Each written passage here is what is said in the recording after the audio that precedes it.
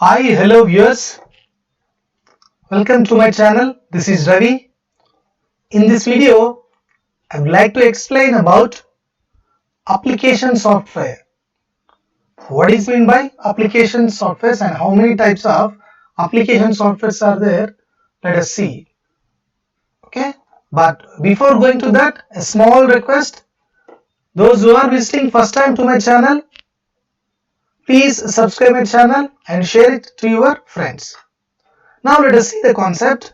What is meant by application software? In the last video we have discussed what is software and types of software. In that video, so we have discussed the first type, that is called a system software we have discussed. But in this video, let us see what is application software. So if you want to see that what is system software, I have given in the description, you can follow. Now let us see. Different users needs the computer system for different purposes. So depending upon their requirements, yes, after installing the operating system in our computer, so different users have their different needs. That means different users wants to do so different softwares on the computer. Hence a new category of software is needed to cater to different requirements of the end users. That means a new software came, that is called as application software. That means after installing the operating system in our computer, suppose some users want to do Excel, some users want to do Word, some users want to do Tally. So whatever these softwares are there, so that softwares we are calling as application software. This specific software that works on top of the system software is termed as application software. So what does this means? After installing the OS or operating system in our computer, and whatever the softwares we use for different purposes, that's we are calling as a application software. Now let us see in detail. See how many types of these application softwares are there means. The first one is general purpose software and the second one is customized purpose software. Now let us see what is meant by general purpose software. See here,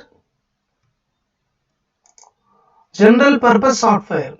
The application software developed for generic applications to cater to a bigger audience in general are called general purpose softwares. Example, spreadsheet tool, LibreOffice Calc can be used by any computer user to do calculation. So what is meant by this general purpose software means, these application software under general purpose softwares they are designed for a specific purpose. They are designed for a specific purpose. For example, if we want to do calculations, mathematical calculations, or if you want to develop a charts, so which software in general we prefer means spreadsheet. The spreadsheet softwares are LibreOffice Calc. LibreOffice is the same software like that MS Office. In MS Office we use Excel, in LibreOffice we use Calc. Okay, so in general for calculation which software we use? Spreadsheet we use. So this is the example for general purpose software. That means this spreadsheet, whatever the softwares are there for spreadsheet, they are specially designed for the calculation. That means they are specifically designed for the calculations. So this type of softwares we are calling as general purpose softwares under application software. That means the softwares which are designed specifically, that means specific purpose. Here spreadsheet tool is designed for calculation purpose. For example, the second example, if we want to do photo editing, in general which software we use means all will use Adobe Photoshop. All will use Adobe Photoshop. So this is the example of general purpose software. That means Adobe Photoshop is specifically designed for the photo editing. And web browsers are there. So Mozilla, that means Mozilla Firefox, it is a web browser. It is also specially designed for web browser. That means in one word we can say that general purpose software is nothing but with the software which is designed for a specific purpose. That is we are calling as the general purpose software under application software. The next one is, the second type is customized software. Let us see what is customized software. Okay, so these are better suited to the needs of an individual or an organization, considering that they are designed as a special requirements. That means, for example, a school is there. For that school, I want to design a software as per my requirements.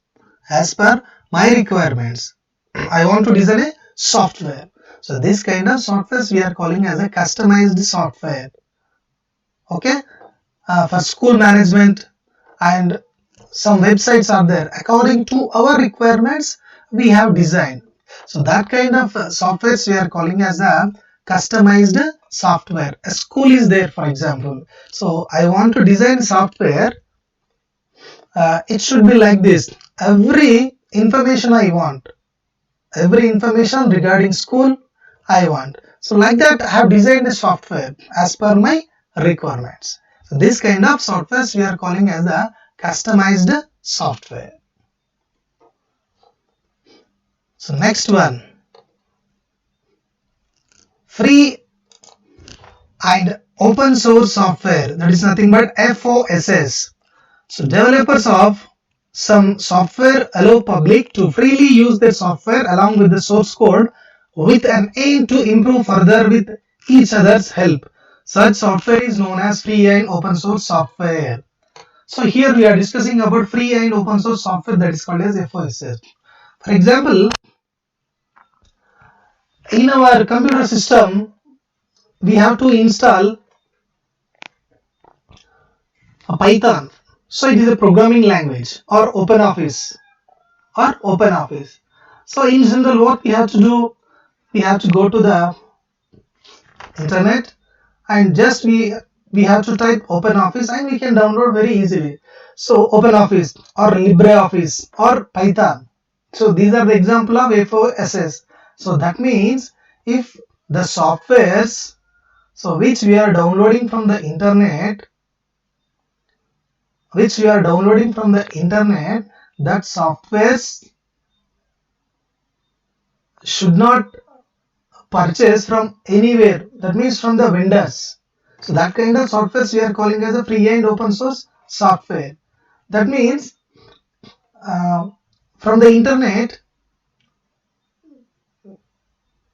we should not pay any money or we should not purchase from the internet. That kind of softwares we are calling as free and open source software. That means we can download freely from the internet.